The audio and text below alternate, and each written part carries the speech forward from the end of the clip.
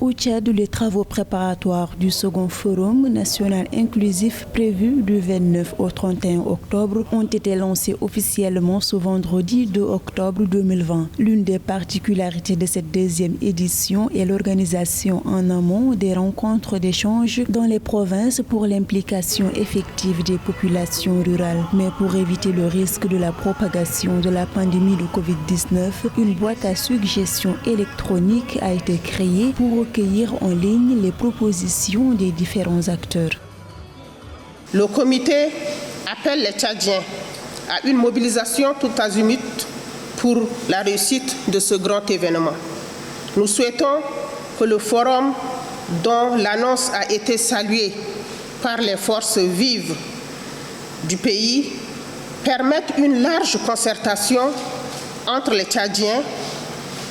C'est une chance inégalée pour que le peuple tchadien accepte de s'exprimer sur les préoccupations majeures de l'heure et offrir des pistes d'amélioration dans la sérénité et la concorde nationale. Contrairement au précédent, le nombre de participants à ce deuxième forum national inclusif issus des partis politiques, de la société civile, des représentants de la diaspora et du monde rural est limité à 400 personnes. Le principal objectif de cette rencontre nationale est de faire l'évaluation des 74 résolutions du forum de 2018. Sur la base du rapport du comité de suivi sont exposées la santé des participants.